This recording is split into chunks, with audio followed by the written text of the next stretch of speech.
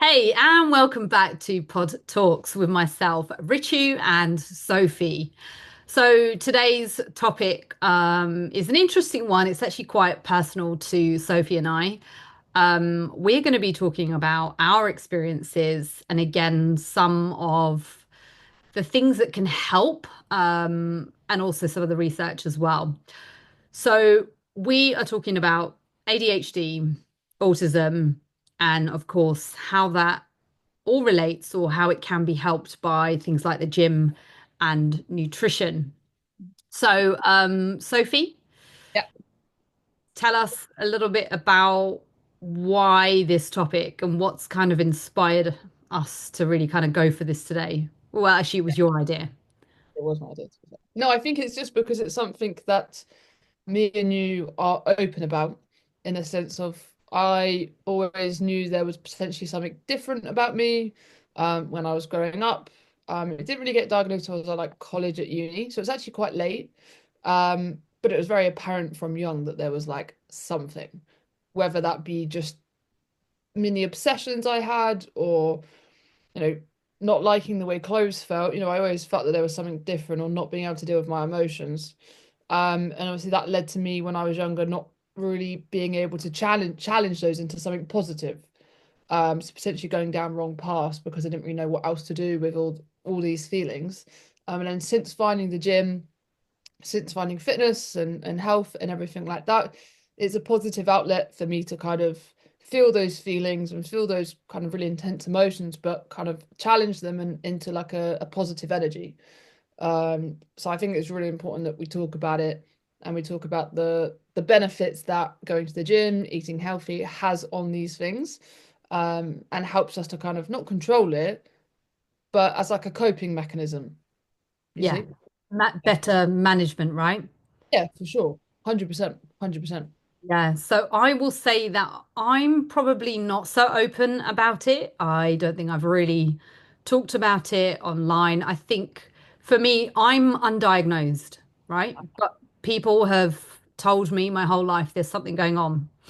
Don't The funny thing is, when you have a look at some of the the hard symptoms of, so obviously, firstly, I just want to say that, like, even with autism, like from what I know and what I understand and what I've learned, so I've worked with gymnasts and I've actually had training to help gymnasts that are on the spectrum.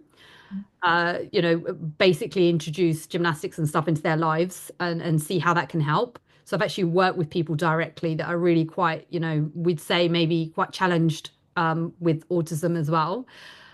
I know that we're all on the spectrum in some aspect. Now I know that there are things going on with me, and whether or not it's women of my age group, the fact that we like to brush this stuff under the carpet and kind of go, well, I know I'm fine. I know that there's always been something very different about me. And I know that even when and listening to you as well, but the sensory stuff, I get very funny with the way that clothes feel and the way that my skin feels. Like, I just get very irritated.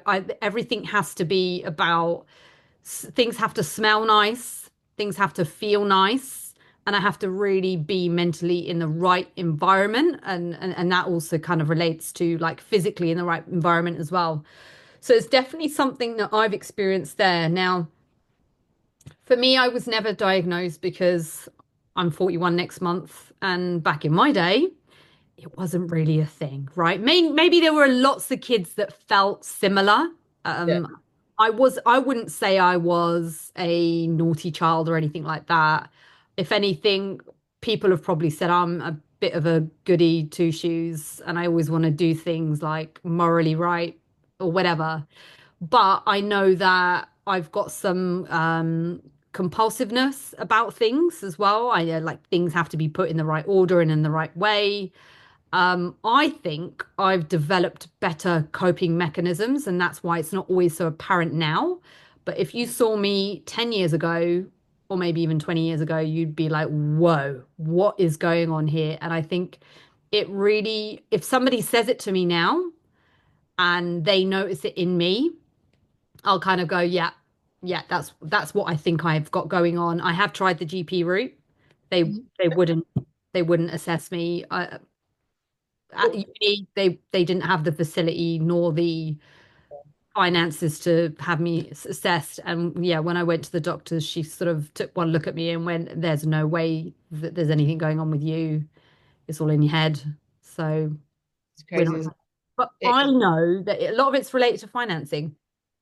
Yeah, it is tough. Like it's because they don't want to send everyone there, but obviously if someone's struggling, and it's probably harder because you've like me, I developed a lot of coping mechanisms.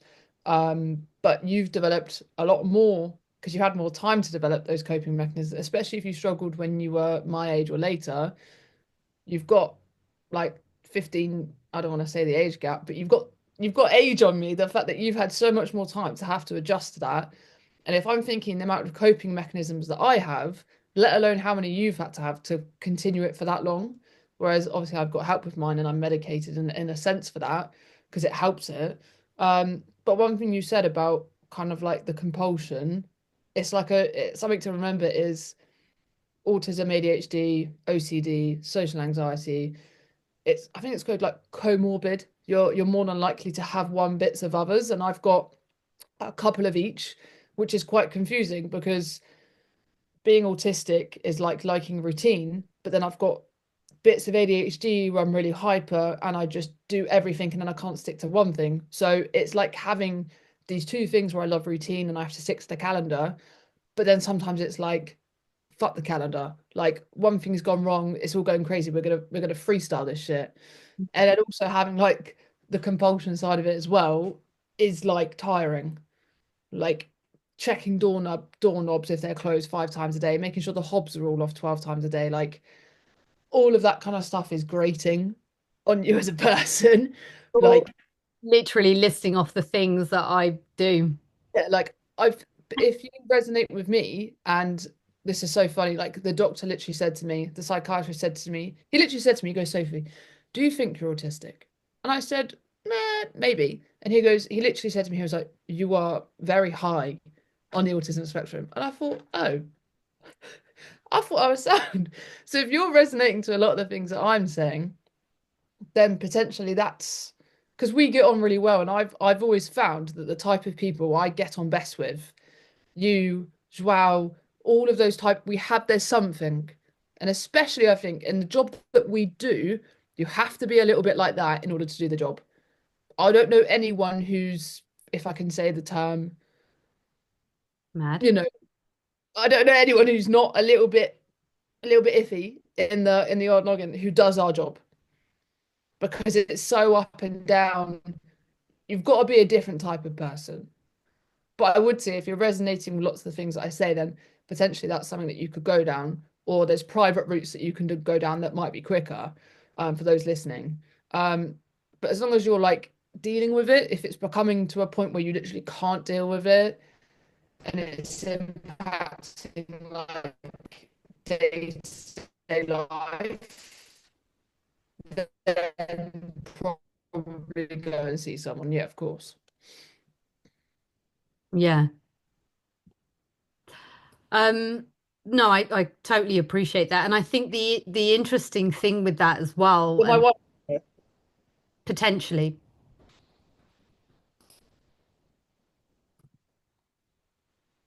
I like what you've said there, Sophie, about, again, you can go down routes where you can pay privately, and people have told me that.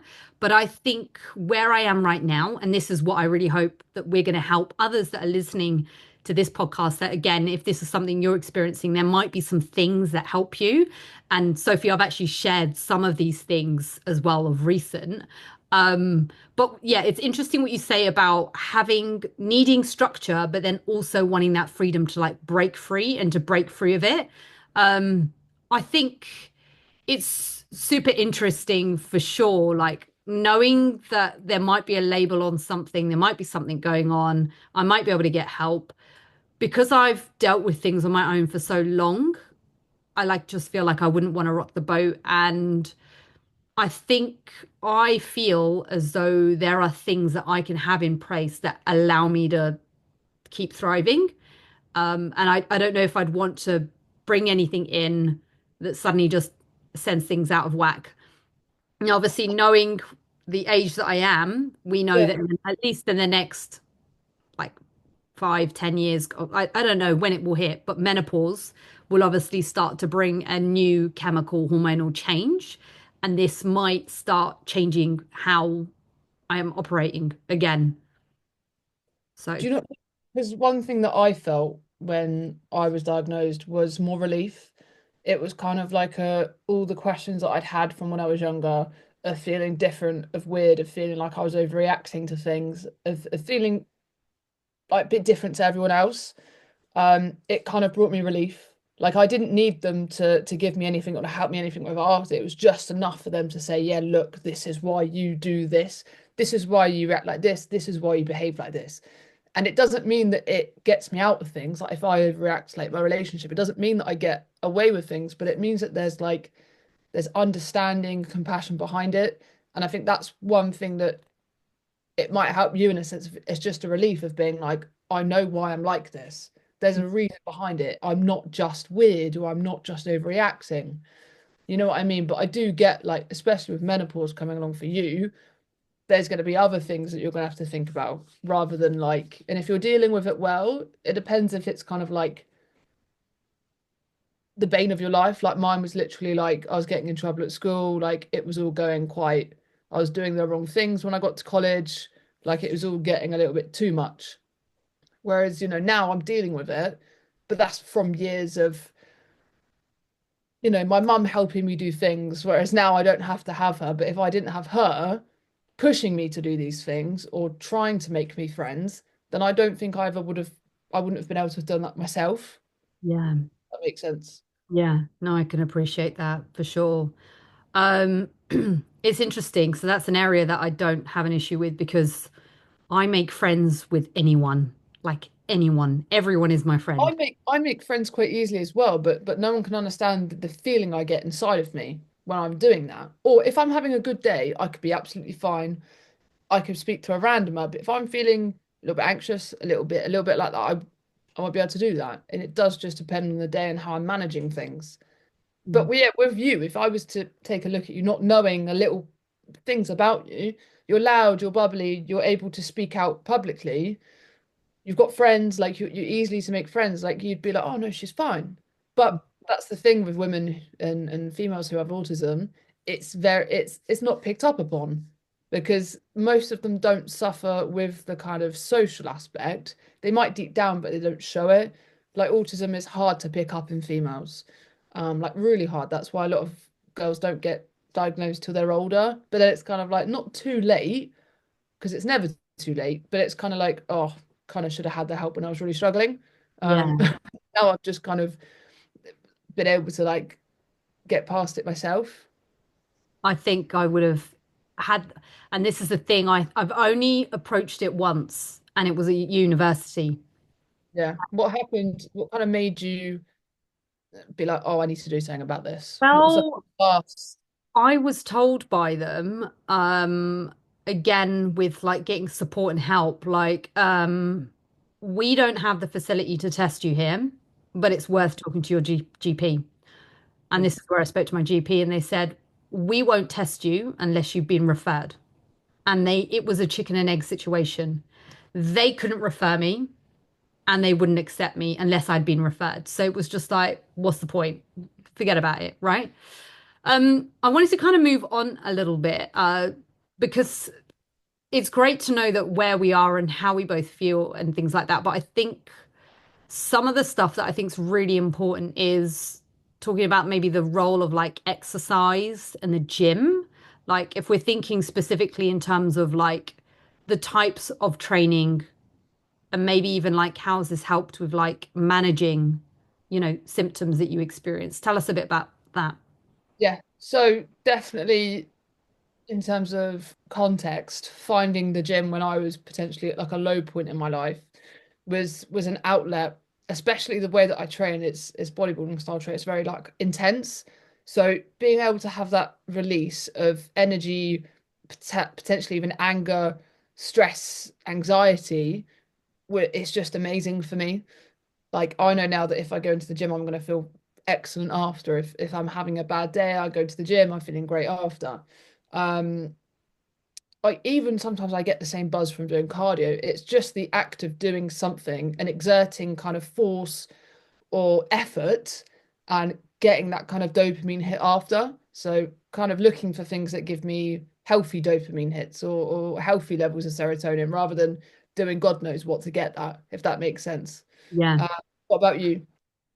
I would say that I think I feel as though it's that outlet for me. It's something that I've always done, so I don't think there's really a maybe there may have been a point where I was away from the gym, maybe sort of a point in my 20s, like early 20s. But I've come from that sort of exercise, always exercised aspect or trained. And then I think I've noticed that it just gives me that sense of like achievement and like happiness. And I know that if my mood is off and it's not I've not been consistent, it will affect me. And again, it's knowing that thing that does give you like structure as well, focus, working towards something, that when that's taken away from you it feels like crap, Yeah, right? I yeah, think a lot of people could probably resonate with that, maybe once they've got into the gym, that actually it's a big part of their life, and actually when it's taken away from them and that ability. And this is again for anyone that's listening, that you're just starting your gym journey or you're just about to start it, that actually, regardless of any of the things that we've talked about, when you get into it, knowing that you can't, and I've got clients like this, that there'll be periods of time, whether it's down to injury or there's something going on with work, this travel, they actually crave going to the gym, or yeah, or when they've been sick, actually, because loads yeah, of people have been sick this year, that they really start to miss it. And whereas they may have come from a viewpoint or a standpoint where they kind of despised it. But I think knowing that there's something that you're doing that is beneficial to your outcome and the goal that you're looking for, I think that's really important. I think it teaches you a lot of patience. There's lots of things in there. There's lots of things within being involved in having gym routine programming in your life can really help. And I think the structure of training as well, especially when people experience things like anxiety and stuff. There's lots of women I know for sure, they're scared of the gym and they start with me and they're like, I only want to work out at home. And actually, a lot of the time, it's because they don't have a plan and they don't have structure. They don't understand what it is they need to do there. Or they've been picking off exercises that don't look so scary and they'll just kind of stay to those and be safe. no, that does make sense. And I just find it's like a level of control as well. Like I like to be able to know what I'm doing when I'm doing it. And, my training, I PT my clients and then I do my online work and then I train. So it's very methodical. Like I like to know what I'm doing, how I'm doing it. Like it's something you can have control of when maybe you don't have control of like if your life's going shit and you don't have control of anything and you feel all weird and anxious, you've got this that you can focus on. And like that's your thing. You can control that.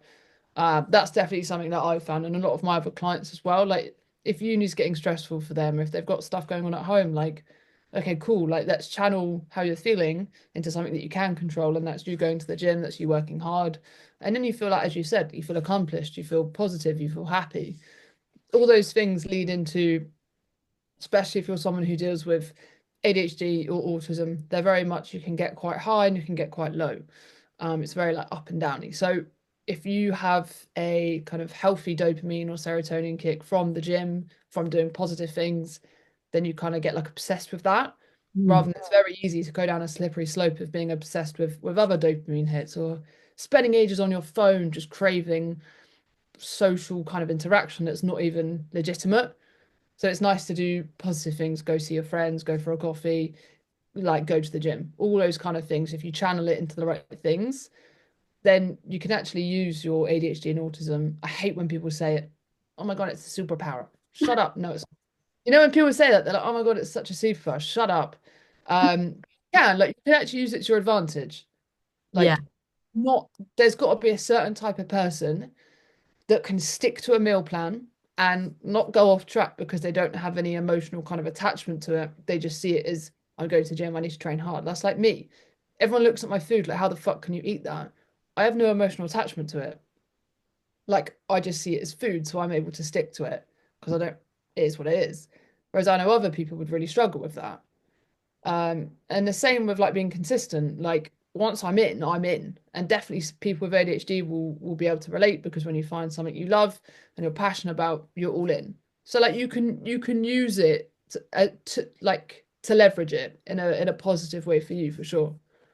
Yeah, no, I think that's really important. I think there's lots of things there. I think that even without, if you believe that you don't experience or have any of these like neurodivergent things happening, right, with the way that you see the world or how you experience things, I think that these things are really important. These sort of tips are really important. The dopamine hits, I think so many of us are driven by that you're just waiting for that next thing.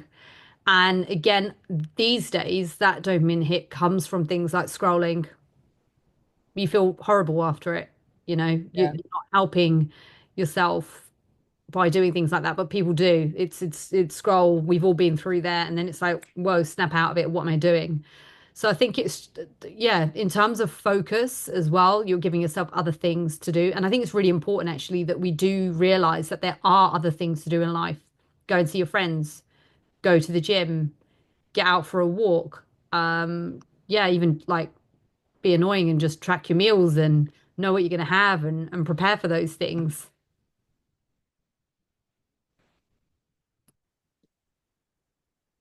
One thing that I've really noticed, Sophie, is probably in the more recent times. So, nutrition has always been a key factor for me. And I feel like maybe this is one of the reasons why I've become like vegan as well.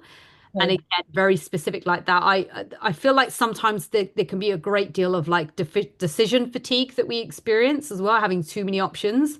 That's like narrowed down my options, which is brilliant, especially when I'm like going to like general restaurants and stuff. So that's really helped me in that sense. But I've always felt like diet plays a huge role in this, but I've actually really been playing around and experiencing other things like supplements. So whether this is like actual supplements or it's like habits and structure and like almost like little productivity hacks. Mhm. Some of those things have really helped me. But before I dive into those, Sophie, I'd love to ask you, is there anything you feel has helped you and manage things when it comes to like nutrition, supplements, or even habits? I like what you said about kind of the decision fatigue. I've been so much more consistent when I just have a meal plan that my coach has given me. It takes the thought process away from me. When I have to think about all my other clients and what they're eating, I don't really have much capacity to think about what I'm eating. And I know for me that if I didn't have someone telling me what to eat, I just wouldn't eat. I'd happily go a day without eating and just run off vibes and caffeine. Um, so it's definitely helped me just having a meal plan, a set meal plan that I can follow. I don't have to think. I know the how many grams of mince I need, like so much easier for me. Also sleep is a big one for me. I always used to struggle with my sleep when I was younger, which then would impact my day like it was just a constant cycle where they thought I literally had like insomnia. It was so bad. I was also just so stressed and thinking about things at night and not calming down. Like now I'm much better. Like it's sleep is so it's not underrated because everyone knows the essentialness of it. But focus on my sleep, hydration, and getting a decent amount of vitamin D goes a long way for me personally. I used to take like supplements to kind of help productivity when I was doing my masters, but I wouldn't say that's productivity in the way of like something that someone can replicate. That was just me trying to finish my masters. So I wouldn't really recommend that to someone who's just trying to be a bit more productive in their day. I'd probably say 8 hours of sleep. Make sure that it's your room's dark. Like I wear a eye mask, like a massive one. Mia laughs at it, but then she used it and she was like, "That's sick." Uh, Good hydration, and a good amount of vitamin D, and you'll be sound. Like your productivity will be so much better. And also one thing, find when your brain works best. Something that I found out early on in uni was that I feel the most productive and my brain is the most efficient between in the morning from like 7 till like 12. When it gets past 1, that's okay. Anytime past 3 p.m., good luck trying to get me to do anything like substantial. Basically, like my brain just will completely clock off. Mm. What about you? No, I think that's really interesting actually. I think like so many of us can kind of experience that afternoon slump, right? Yeah, Now again, could it be you knowing when you operate best? You've experienced that, but also could it be the maybe even the type of foods that we end up eating after lunch and potentially you very know, carb heavy. yeah, exactly. Carb heavy, but also the effects of any caffeine and stuff that you've been having. Yeah. So I really like the fact that some of the things that you mentioned, decision fatigue is a massive one. I love the fact that you just know what you need to eat and you just get on with it. I'm pretty much similar like that, but I kind of obsess over certain meals for a set period of time and then they're gone. Yeah, Richie, I've had oats for the last 2.5 years every morning. Most mornings for me, but I do zhuzh it up and mix it up here and there. But a lot of the same meals, I'll eat them for like 10 days and then they're Oh, gone. ugh, They're like I'll eat repeatedly lunch, breakfast, dinner, everything's the same, and then it's like, okay, I right, hate that now. something else has come in. Let me obsess over a new food. So yeah, vitamin D is a huge one. People really don't realize the power of vitamin D. So I'll summarize it really quickly. Huge factor in mood. When we think about SAD, any sort of depression and stuff like that. So it is the happy hormone. It's really important that we get it. Everyone in this country is like deficient in vitamin D, so you like absolutely need to be taking like serious amounts to help you, but it will really help. And actually, on the basis of that, I think I do remember very long time ago being really like quite mood affected. And as soon as I discovered that they never used to test for vitamin D, but so once I was tested, it was like, shit, I'm so low. So Yeah. once I started supplementing, and I supplement quite heavy, things have changed. Other things that have helped, I've shared this with you, is delaying caffeine. Yes, I've been trying that recently. I've had that's not only helped with, as you said, not feeling the slump, but also my anxiety. Like, of course, I'm gonna feel fucking anxious when I've not even let my cortisol's kind of levels kind of subside, and I'm already fucking plugging like caffeine into me. I'm not even eating yet. It's like before my first client to give me that just like, what are you doing, SLR? Like, no wonder why you feel anxious, and actually it messes my appetite up because I'm not hungry after that. But yeah, carry on. It's really good, and I appreciate you telling me that because it was needed for me. Yeah, so the delay is 60 to 90 minutes on the caffeine.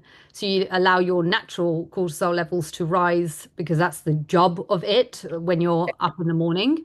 That's the reason why you do it. Another thing that I've been doing is, and I've known this for a long time, but again, with playing around with doses and stuff, only recently I've started to do it. Apparently, it can take some time to really take effect, but I feel like it's already helping me. But I've increased my omega-3, so obviously Okay. like omega-3, 6, 9. The 6 and the 9, the 6 is quite easy to get quite high. The 9 is probably maybe not so good. So it's really the 3 and the 6 that we focus on.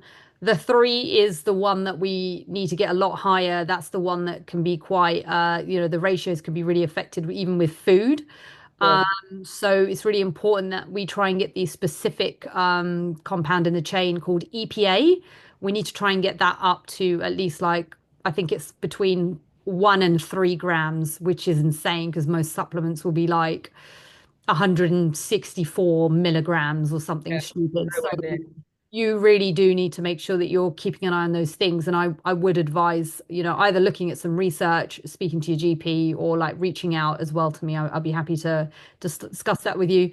But yeah, omega-3 is a big one. Magnesium's great for helping that sort of Magnesium's good with fucking everything. Like, period cramps. what is it good for? Yeah, exactly. And most of us are deficient in it. Creatine is another one. Brain Oh, yes. I use creatine to be fair. Helps with brain function as well as obviously gains. helping us in the gym. Yeah. Brain Yeah. function is a big one as well. Yeah, exactly. So don't overlook these things. So Yeah, I mean, that kind of summarizes it for me. Just like starting to create some really good, healthy habits. I encourage my girls as well with sleep time, bedtime routines. We always think, or I always used to struggle with the aspect. I used to think, it just takes me 5 minutes to get to bed. No, it doesn't. I need to shower. I need to brush my teeth. I need to floss. I need to put some like body cream on. That's a big deal for the whole feelings thing. And my skin has to feel soft when I go to sleep. It's bizarre. I've always got my favorite bed sheets as well. Some I've realized, they don't feel great on me and I don't get as great sleep in them.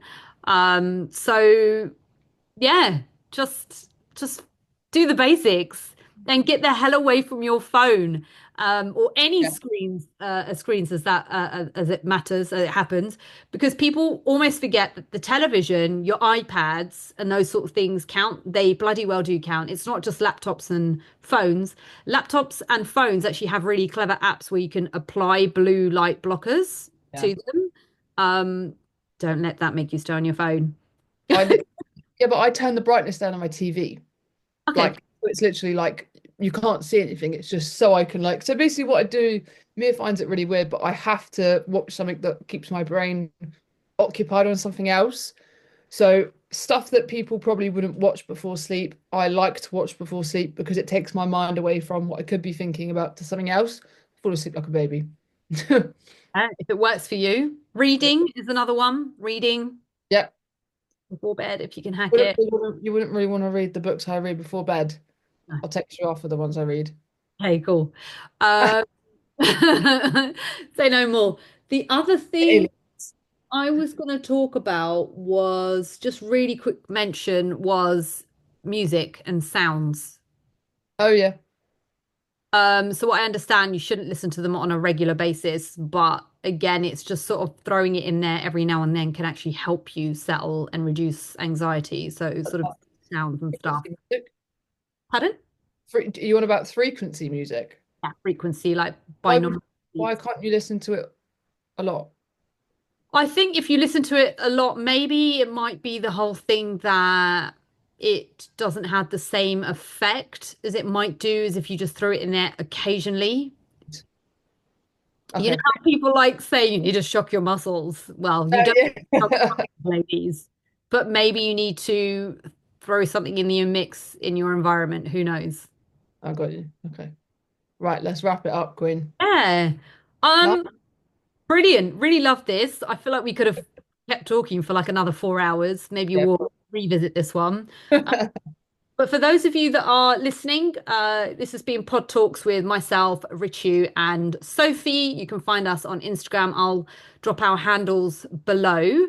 But if you found this really helpful, let us know what you thought. Reach out to us privately, whatever. And then also just recommendations for future topics as well would be fab. And thanks for listening. Real.